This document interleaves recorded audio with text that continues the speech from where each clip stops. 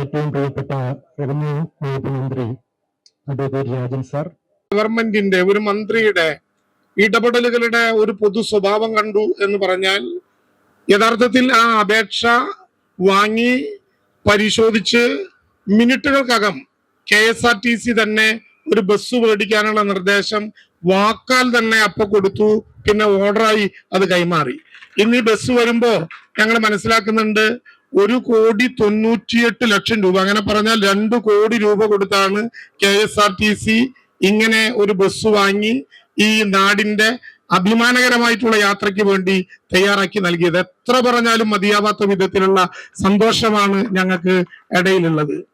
KSRTCയുടെ ഒരു പഴയ വണ്ടി കൊണ്ടുവന്നൊരു ട്രയൽ റൺ നടത്തണം എന്ന് പറഞ്ഞു. കാരണം ഇനി പോകുമ്പോ ഇവിടെ ബസ്സൊക്കെ വാങ്ങിയിട്ട് കാശ് ചെലവാക്കിയിട്ട് കയറാൻ പറ്റാതെ പോയാലോ ഞാനും ബഹുമാനപ്പെട്ട മന്ത്രിയും കൂടി അതിനകത്ത് കയറി തൃശ്ശൂരിൽ നിന്ന് അത് വരുന്ന വഴിയിലൂടെ തന്നെ നേരെ ഇതിനകത്ത് കയറി പൂർണ്ണമായും ഒരു റൗണ്ട് കറങ്ങി തിരിച്ചു വന്ന് അത് പറ്റും എന്നുറപ്പിച്ചപ്പോ എന്നാ പിന്നെ വണ്ടിക്ക് അഡ്വാൻസ് കൊടുത്തോളാനുള്ള നിർദ്ദേശം ഇവിടെ വെച്ചു തന്നെ ആ മിനിറ്റിൽ കൊടുത്തു. തൃശ്ശൂരിന്റെ എല്ലാം മോഹിനിയാട്ടമുണ്ട്, തൃശ്ശൂർ പൂരമുണ്ട്, ചെണ്ടമേളമുണ്ട്, പഞ്ചവാദ്യം, അതുപോലെ പുലികളിയുണ്ട്, പിന്നെ നമ്മുടെ മാനുണ്ട്. നമ്മുടെ ഈ ഒരു മൃഗശാലയുമായി ബന്ധപ്പെട്ട ഒരു 2 മാനിനെയൊക്കെ വെച്ചിട്ടുണ്ട്. അപ്പൊ അത് അങ്ങനെ ഒരു മനോഹരമായൊരു ഇതാണ്. ഈ ഒരു ട്രിപ്പ് വളരെ നന്നായിരിക്കും, വളരെ വിജയം കൈവരിക്കും. നമ്മൾ രാവിലെ 8 മണിക്ക് അവിടെ നിന്ന് പുറപ്പെട്ടു അല്ലേ? രാവിലെ 8 മണിക്ക് പുറപ്പെട്ട് 8:30 മണി, അരമണിക്കൂർ കൊണ്ട് ഇവിടെ എത്തും.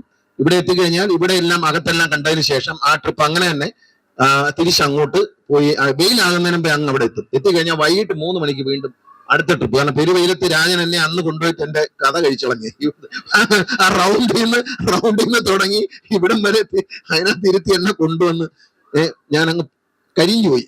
അപ്പൊ അതുകൊണ്ട് ആളുകളെ കഴിക്കുന്നില്ല. നമ്മൾ 3 മണിക്ക് ശേഷം അത് ഇവിടെ നിന്ന് പുറപ്പെട്ട് ഇങ്ങോട്ട് വരും. വൈകിട്ട് ഇവിടെ വന്ന് മൃഗശാലയെല്ലാം അകത്ത് കയറി കറങ്ങിയതിന് ശേഷം തിരിച്ചു പോകും. അതുപോലെ തന്നെ രാജൻ വിദ്യാർത്ഥിനികൾ ഇവിടെ വന്ന് റിസർച്ച് ചെയ്ത് അവർ ആ വിഷയത്തിൽ ഡോക്ടറേറ്റ് എടുക്കാനും മൃഗങ്ങളെ കുറിച്ചുള്ള സുവോളജിയെ കുറിച്ചുള്ള എല്ലാ പഠനത്തിനും ഉള്ള സാധ്യത ഉണ്ടാക്കണം എന്നുള്ള ആഗ്രഹത്തോടെയാണ് ഞാൻ തുടങ്ങിയത്. എല്ലാവരും മൃഗശാല, അതായത് 10-11 ഏക്കർ കിടക്കുന്ന മൃഗങ്ങളെ ഇച്ചിരി വിശാലമായി തുറന്നു വിടാം.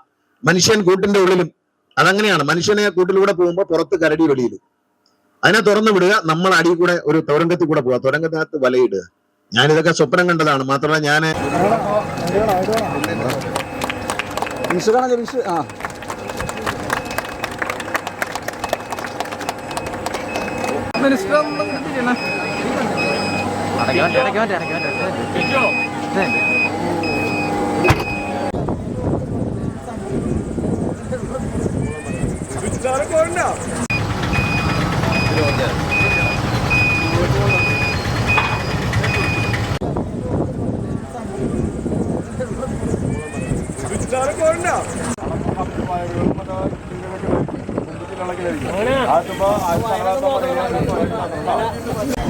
നിങ്ങൾ പുറത്തു പോയിരുന്നു. ഞാൻ മാറും.